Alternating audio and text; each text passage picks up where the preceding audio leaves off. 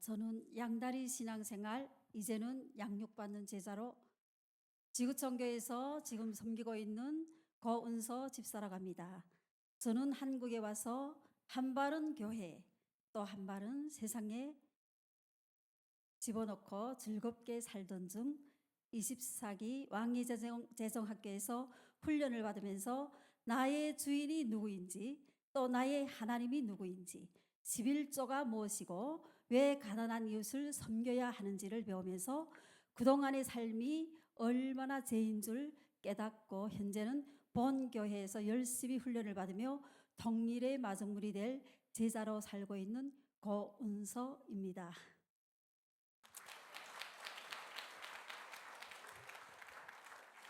오늘 이 시간은 교인이 NCMN 훈련을 받으면 교회가 달라진다라는 말씀을 드리고 싶어서 이 자리에 서게 되었습니다. 말씀을 드리기 전 잠시 저를 소개하자면, 저는 북한 함경남도 단천에서 태어났고, 위로 오빠 2명, 아래로 언니 2명, 아래로 남동생 1명, 이렇게 6남매가 오손도손 성장하며 한 집에서 살고 있던 중, 어느 날 아빠가 다니던 직장에서 청소를 하던 중 김일성 초상화를 떨어뜨린 것이 문제가 되어서 정치적 사건이 되었고, 아빠가 정치범 수용소로 붙잡혀가면서 우리 집안은 풍비박산이 되었습니다.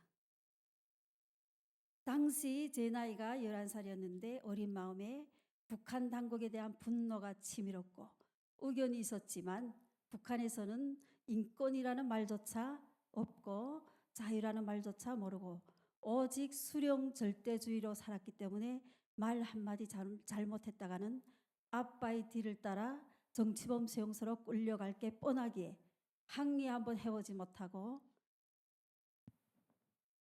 아빠가 잡혀간 그날이 아빠를 본 마지막 날이 되었던 것입니다. 그리고 이렇게 아빠의 사건은 하루아침에 정치적 토대가 나쁜 우리 집은 낙인으로 찍혀 아무리 똑똑해도 대학 진학도 성공과 승진도 모두 제외된 채 정말로 개돼지 같은 삶을 살아갈 수밖에 없었습니다. 결혼하고 난 후 고난의 행군 시기가 시작되었습니다. 1999년 11월 배고픔을 참다 못해 어린 아들을 어머니에게 맡겨놓고 두만강을 건너 고모네 집으로 도움을 받으러 갔습니다. 그때 고모가 배고파 밥 달라고 하는 저에게 성경책을 펼쳐놓고 예수님을 전했습니다. 그 후 저는 중국 지하교회에서 매일 8시간씩 성경 통독을 하면서 선교 훈련을 받았고, 4년 반 중국에서 선교 훈련 받다가 한국 선교사님을 통해서 정말 대한민국으로 오게 되었습니다.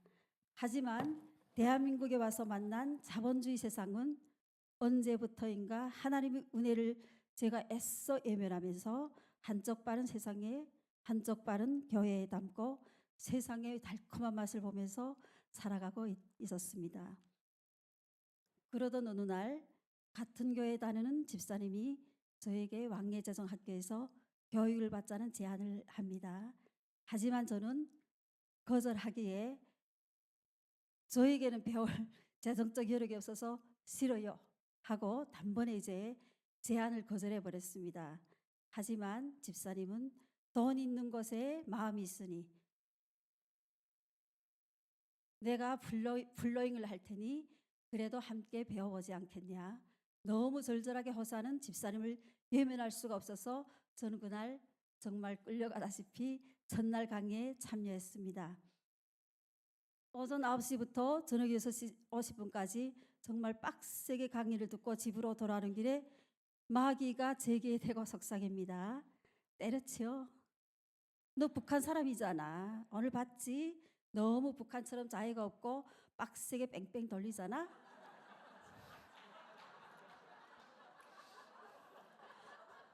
그러니 네가 살던 기존대로 편안하게 살아 하고 저에게 마귀가 속삭입니다. 그러면 제가 재정학교에서 나눠준 무거운 교재들을 차에 싣고 운전해 집으로 돌아오면서 결심합니다. 오늘이 마지막이다. 예, 오늘이 마지막이다. 이젠 절대로 가지 않을 것이다. 이렇게 결심을 하면서 집으로 돌아와서 일찍 그 무거운 책가방들을 놓고 잠자리에 들었습니다. 그리고 그 다음날 아침 마음속에 성경 통독과 묵상 과제가 제 머리에 자꾸 생각이 나는 거예요. 정말 부담 100배가 되었습니다. 이젠 이러지도 못하고 저러지도 못하고 재정학교를 고민했던 집사님 생각이 났어요. 자녀 3명이지만 저에게 블로잉까지 해주면서 그렇게 절절하게 호소하고 권면을 했는데 나도 양심 있지. 그래, 다시 한번 가보자. 이런 마음을 가지고 그리고 이제 다시 이제 그 다음번 강의에 참석을 하게 됩니다. 그러면서 참석을 하게 되면서 깨달음을 얻게 되는 것이요. 깨달음을 얻으면서 우리 소그룹 조원들과 함께 정말 그들과 함께 협력하면서 정말 제가 북한의 두부박까지 블로잉하면서 함께 끝까지 스쿨을 완주하였습니다.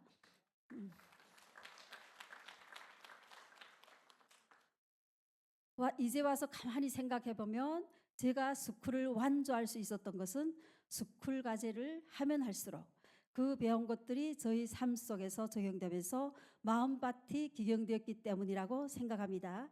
특히 홍성근 목사님 강의에서 나의 주인이 누구이시며 11조가 무슨 의미인지, 또한 가난한 자에게 진심인 예수님을 배우면서 주변의 어려운 탈북민들을 돌아보게 되었고, 하나님이 사람에게 진심이라는 김미진 간사람의 말씀을 들으며 우리 목사님께도 더 순종해야 되겠구나 하는 그러한 생각을 가지게 되었습니다. 그래서 지금은 교회에서 목사님 말씀에 순종해 1년 가정의 제자반을 열심히 지금 참여하고 있고, 요즘 주변에서 저를 보면서 재정학교에 다녀야 많이 변했고 세상에서 제가 빠져 살았잖아요. 재정학교 다녀오니 사람이 너무 많이 변했다.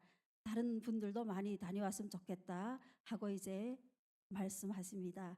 그리고 무엇보다도 재정학교를 통해 11조와 어려운 이웃을 섬기는 의미를 배웠고 교회에서 블로잉을 하기 시작했습니다.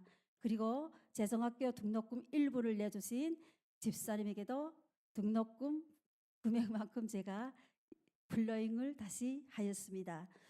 우리 교회는 북한 이탈 주민 공동체인 동일민 공동체가 매주 예배를 드립니다.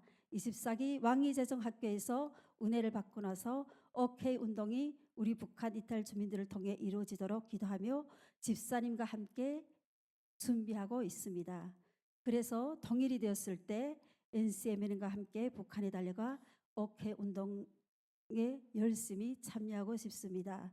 이 자리를 통해 한 가지 기도 부탁을 드리면, 주체 사상이 성경을 가지고 만들어져서 북한 이탈 주민들 가운데는 교회에 와서 기도하고 예배 드리는 것을 북한에서 매주 한 사람을 콕 집어서 모두가 동시에 그를 비판했던 생활청화와 같은 것이라고 생각하는 사람들이 많습니다.